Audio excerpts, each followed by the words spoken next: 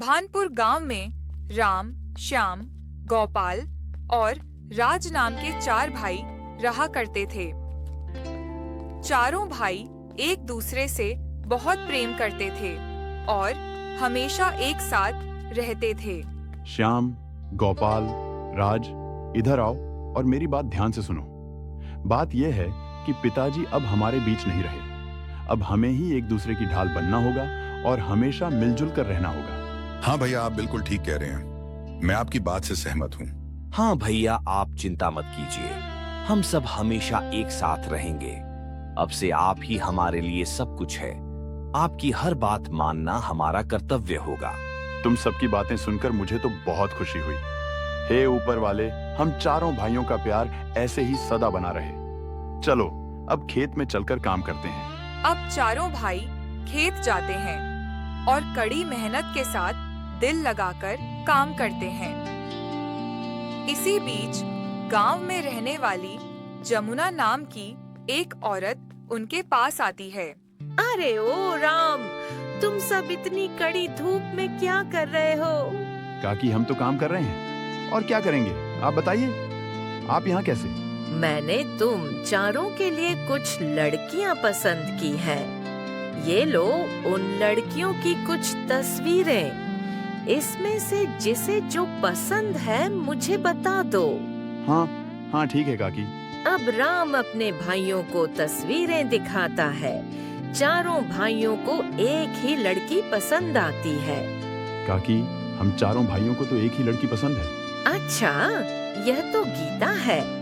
अगर तुम चारों इसी से शादी करना चाहते हो तो मैं इसके माता पिता से तुम सबके रिश्ते की बात करती हूँ। काकी, क्या ऐसा संभव है? हम चारों भाई एक ही लड़की से शादी कर सकते हैं? हाँ, क्यों नहीं? आखिर द्रौपदी के भी तो 5 पति थे। तुम लोग तो फिर भी 4 हो। इतना कहकर जमुना वहाँ से चली जाती है। अगले दिन जमुना उन चारों भाइयों के घर पहुँचती है। राम, श्याम, गोपाल, राज, जल्दी से बाहर आओ। तुम लोगों के लिए एक बहुत बड़ी खुशखबरी है। अरे क्या हुआ काकी, क्या बात है? गीता के घर वाले शादी के लिए मान गए हैं। वो जल्द से जल्द शादी करना चाहते हैं। मैंने 1 हफ्ते बाद का मुहूर्त निकलवाया है। अब तुम लोग जल्दी से शादी की तैयारी कर लो। ठीक है काकी, जैसा आप कहें। अब 1 हफ्ते बाद चारों भाइयों की शादी गीता से हो जाती है। हाँ, तो गीता, अब तुम हम चारों भाइयों की पत्नी हो।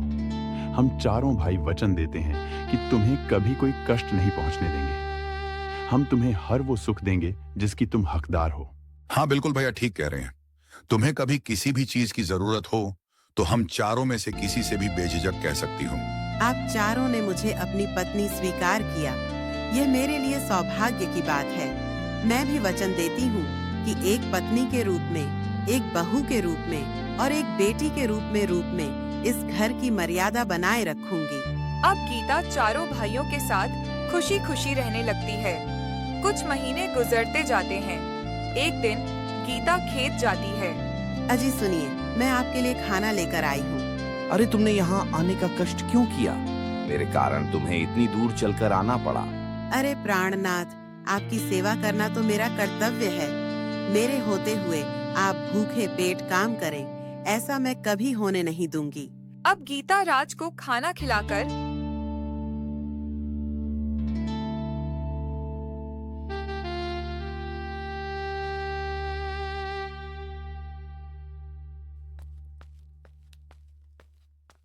वापस घर लौट आती है। शाम हो जाती है, लेकिन राज अब तक घर नहीं लौटता। भैया, ये राज अभी तक घर वापस क्यों नहीं आया? अरे उसने तो सुबह ही काम खत्म कर लिया था। अब न जाने वो कहाँ रह गया। हाँ, बात तो सही है। आज से पहले तो उसने कभी ऐसा नहीं किया। गीता, तुम उसे खाना खिलाने गई थी तो क्या तुम्हें पता है कि वह कहाँ हो सकता है? नहीं नहीं, मैं तो उन्हें खाना खिलाकर वापस आ गई थी। मुझे कुछ नहीं पता। चलो भैया, हम लोग चलकर उसे ढूंढते हैं। अब तीनों भाई राज की तलाश में निकल पड़ते हैं। राज को ढूंढते ढूंढते तीनों एक घने जंगल के पास जा पहुंचते हैं।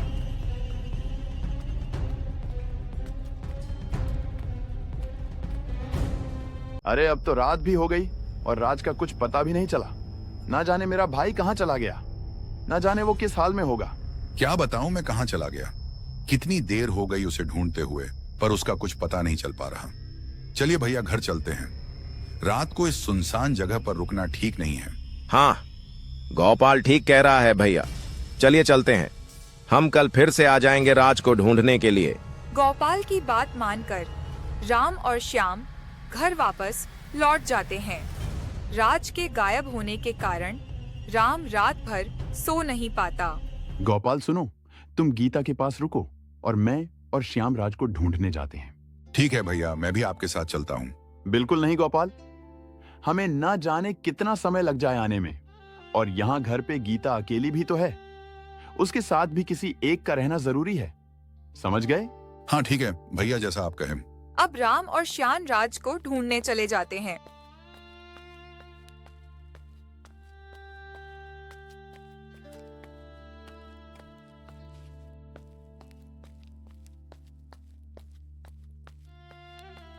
इधर गीता गोपाल के साथ घर पर होती है।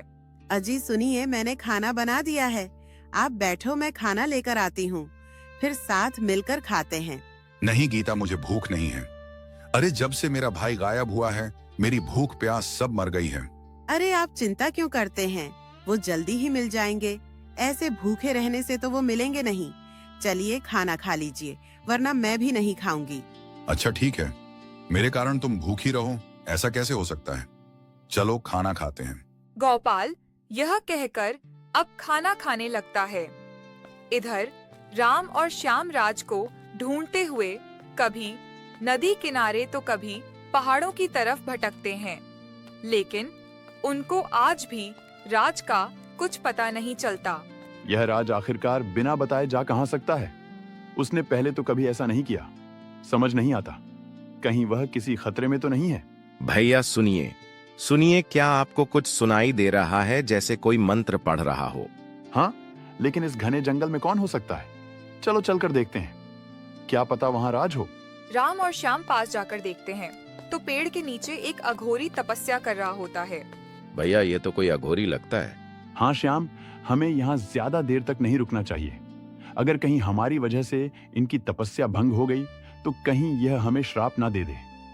चलो यहाँ से चलते हैं। राम और श्याम जैसे ही वापसी के लिए अपने कदम बढ़ाते हैं, उनके कदमों की आहट से अघोरी की आंख खुल जाती है।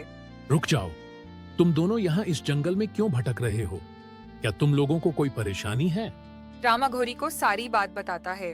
तुम्हारा भाई कहीं गया नहीं, बल्कि उसे कैद किया गया है। कैद किया है? पर अघोरी महाराज ऐसा कौन कर सकता है? हमारी तो किसी से दुश्मनी भी नहीं है। यह काम किसी और का नहीं बल्कि तुम्हारी पत्नी का है। क्या ये आप क्या कह रहे हैं अघोरी महाराज? भला वो ऐसा क्यों करेगी? क्योंकि वह कोई इंसान नहीं बल्कि एक चुड़ैल है, और वह आने वाले पूर्णिमा में इंसानों को खाकर अपनी भूख मिटाती है। राम और श्याम ये सब सुनकर दंग रह जाते हैं। तो अघोरी महाराज अब हम क्या करें? हम उस चुड़ैल से कैसे निपटे? हमारा एक और भाई उसके साथ घर पे है। चिंता मत करो, तुम्हारे भाइयों को कुछ नहीं होगा। आओ मेरे साथ आओ। बस तुम दोनों यहीं रुको। खुल जा सिम सिम, खुल जा सिम सिम। अघोरी के इतना कहते ही पास के पेड़ में एक दरवाजा खुलता है और उसमें से आवाज आती है। कहो क्या मदद चाहिए? कहो राम कि तुम्हें उस चुड़ैल को मारने का हथियार चाहिए। हमें उस चुड़ैल को मारने का हथियार चाहिए। चुड़ैल को केवल जादुई शस्त्र से मारा जा सकता है। अगर तुम्हें वह जादुई शस्त्र चाहिए तो मेरे एक सवाल का जवाब देना होगा। ठीक है, मैं तैयार हूँ। पूछो जो पूछना है। बताओ ऐसी कौन सी चीज है जो बिना किसी शस्त्र के लोगों के दिल पर वार कर सकती है? जुबान से निकले कड़वे बोल लोगों के दिल पर वार करते हैं। हाँ, सही जवाब। ये लो जादुई शस्त्र, इसे उस चुड़ैल के सीने में उतार देना। चुड़ैल मर जाएगी। धन्यवाद अघोरी महाराज, आप ना होते तो हमें यह बात कभी पता ही नहीं चलती कि हमारी पत्नी एक चुड़ैल है। कोई बात नहीं बच्चा, अब तुम लोग जाओ और अपने भाई को बचाओ। जाओ। परंतु अघोरी महाराज, हमारा भाई राज, अब वो हमें कैसे मिलेगा? रात के आधे पहर को चुड़ैल अपने घर जाती है। उसी समय तुम लोगों को उसका पीछा करना होगा। तुम्हारा भाई तुम्हें उसी के घर पर मिलेगा। अब जाओ। हम समझ गए अघोरी महाराज, अब हमें आप आशीर्वाद दीजिए। राम और श्याम वापस घर लौट आते हैं। अजी मैं तो लुट गई, बर्बाद हो गई।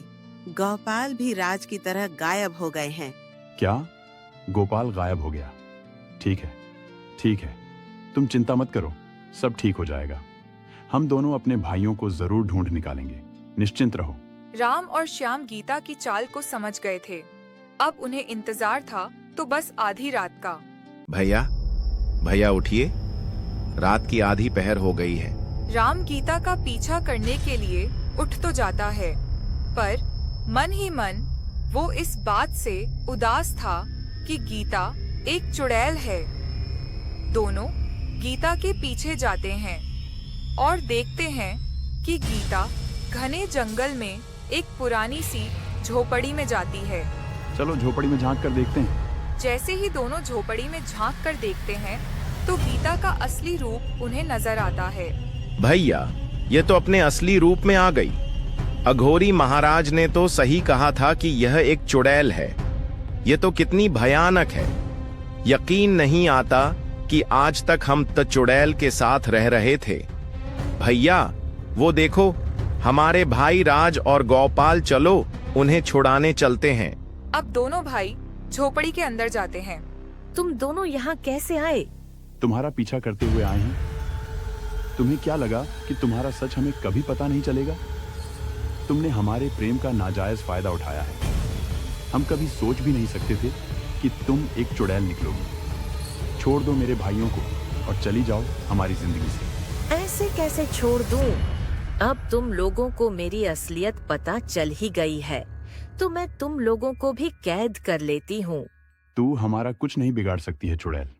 अब तुम्हारा खेल खत्म हुआ। अब तुम्हारा अंतिम समय आ गया है। तुम मामूली इंसान मेरा कुछ नहीं बिगाड़ सकते। चुड़ैल यह कहकर अब राम पर अपनी शक्तियों से वार करने लगती है। राम चुड़ैल के वार से बचते हुए उसके पास जाता है। भैया, यह लो जादुई शस्त्र और मार दो इस चुड़ैल को। राम बिना देरी किए जादुई शस्त्र चुड़ैल के सीने में उतार देता है। शस्त्र लगने से चुड़ैल तुरंत मर जाती है। चुड़ैल के मरते ही राज और गोपाल दोनों आजाद हो जाते हैं। भैया, मुझे खुशी है कि मुझे आप लोगों जैसे इतने चाहने वाले भाई मिले। अगर आप दोनों ना होते तो हमारा क्या होता? हाँ भैया, इस चुड़ैल ने तो हम चारों को बेवकूफ बना रखा था। हमने कभी सोचा भी नहीं था कि इतनी सुंदर लड़की एक चुड़ैल भी हो सकती है। बस बस शांत हो जाओ और पिछली बातों को भूल जाओ। ये सोचो कि कभी हमारी शादी हुई ही नहीं थी, क्योंकि बुरी चीजें जितनी जल्दी भुला दी जाए उतना अच्छा होता है। अब चारों भाई हंसी खुशी फिर से एक साथ रहने लगते हैं। किसी भी नए रिश्ते में जुड़ने से पहले उसके बारे में अच्छे से जांच पड़ताल जरूर कर लेनी चाहिए, नहीं तो वह अनजान रिश्ता बाद में हमारे लिए खतरा भी बन सकता है। जिस तरह गीता उन चारों के लिए बाद में खतरा बन जाती है।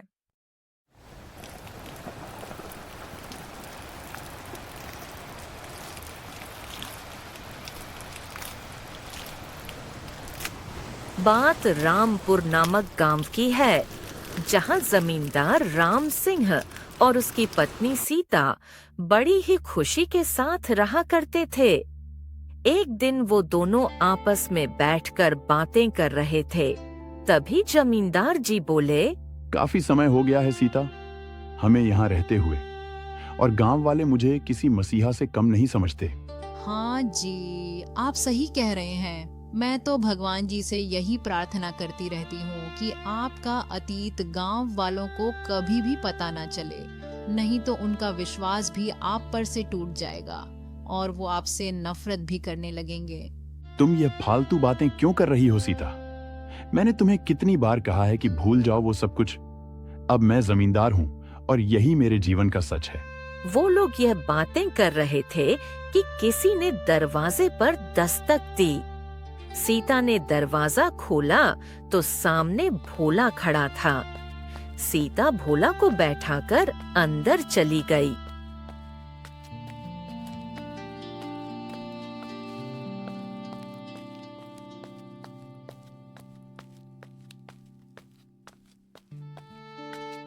तभी जमींदार राम सिंह बाहर आया तो भोला ने उन्हें देखकर बोला, जमींदार जी, मुझे 1000 की सख्त जरूरत है। कृपया करके आप दे दीजिए, मैं आपको जल्द ही लौटा दूंगा। ठीक है भोला, तुम बैठो, मैं तुम्हें अभी 1000 लाकर देता हूँ। राम सिंह ने अंदर से 1000 लाकर भोला के हाथ में थमा दिए। भोला पैसे लेकर बहुत खुश हुआ और बोलने लगा, आपका बहुत बहुत धन्यवाद जमींदार जी, आप तो हम सभी गांव वालों के मसीहा हैं। ऐसा कहकर भोला वहाँ से चला गया।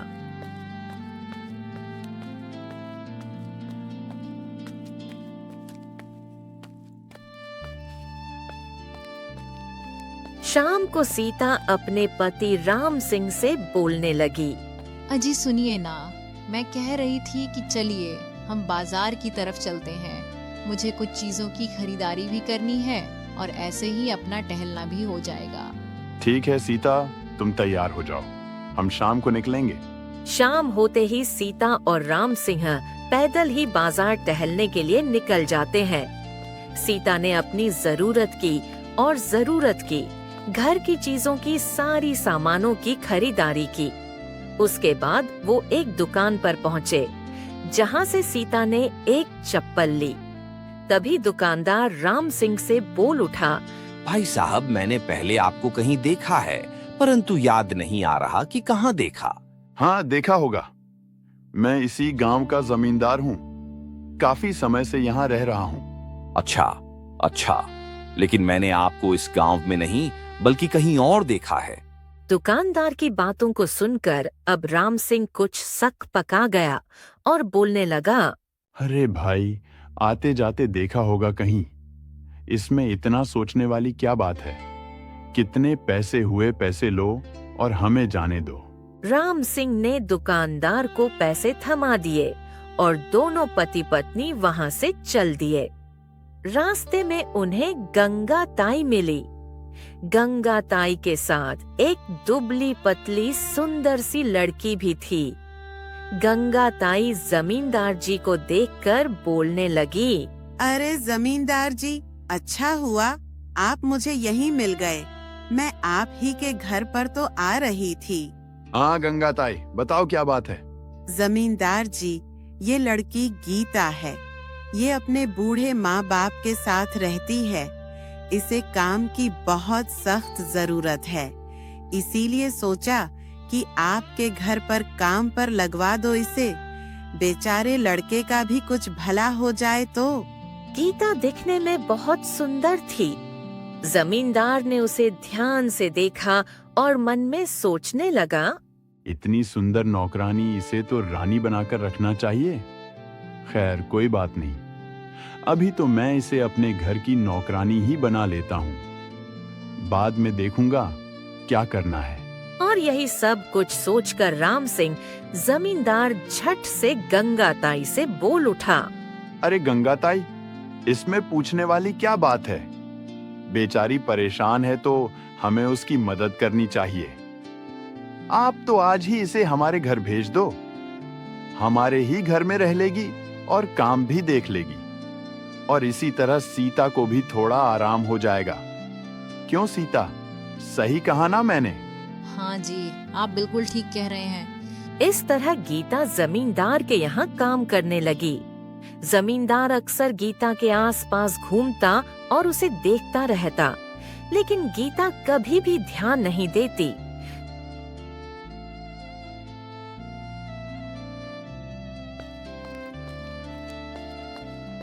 जमींदार के घर का नौकर रामू गीता को पसंद करने लगा। धीरे धीरे गीता भी उसे पसंद करने लगी। एक दिन रामू गीता से बोला, गीता, तुम मुझे पहले दिन से ही बहुत पसंद हो। तुम बताओ, अगर मैं भी तुम्हें पसंद हूँ तो हम दोनों शादी कर लेंगे। हाँ रामू, तुम भी मुझे बहुत पसंद हो।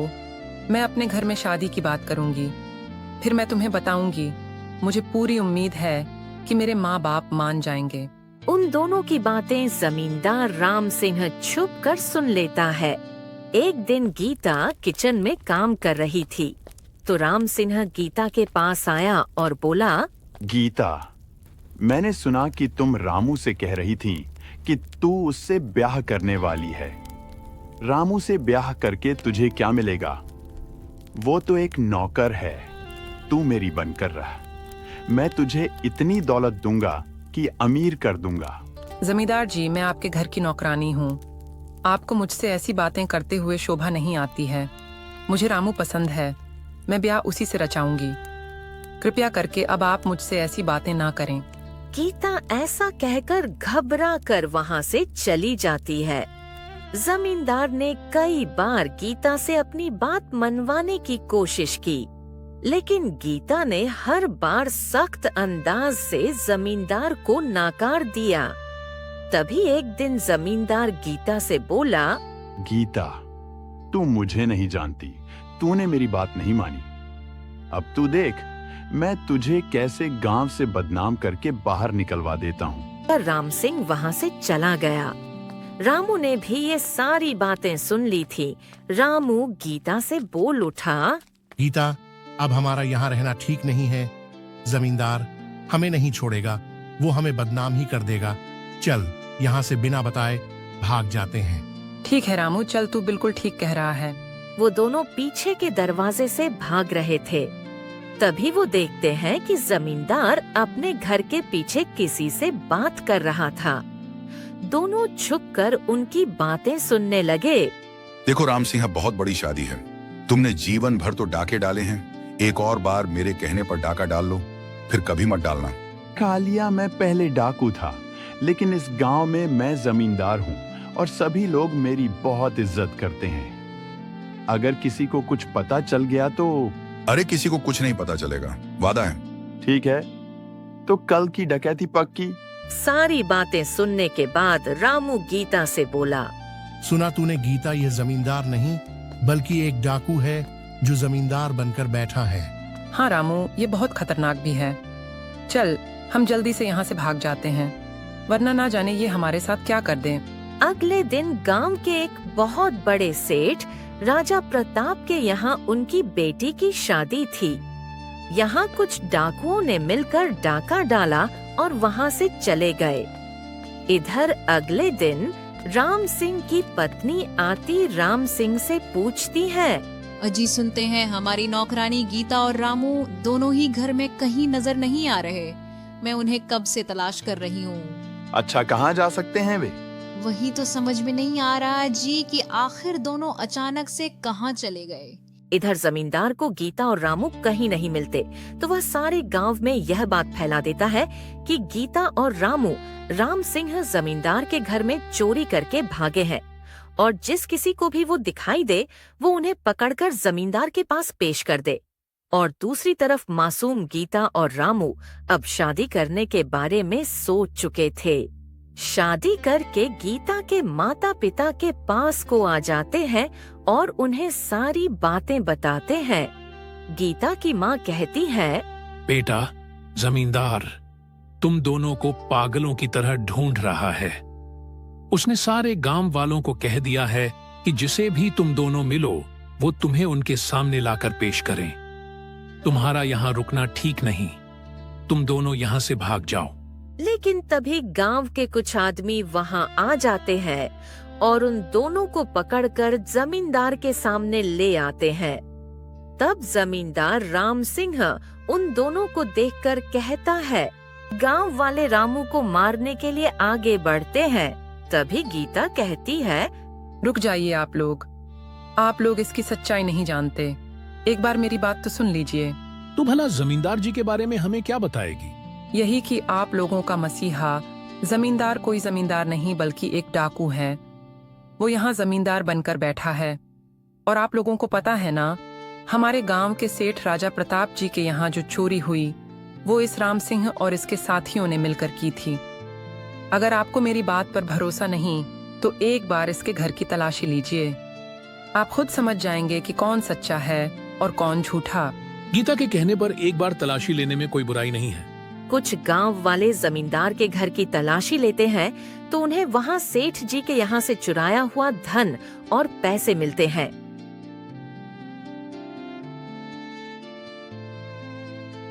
अब सभी गांव वालों के सामने राम सिंह की असलियत साफ हो जाती है। तब गांव वाले पुलिस को फोन करते हैं और जमींदार राम सिंह को पुलिस के हवाले कर देते हैं। गीता और रामू सभी को धन्यवाद देते हैं क्योंकि गांव वालों ने उनकी बातों पर यकीन किया और सुखपूर्वक अपना जीवन भी व्यतीत करते हैं।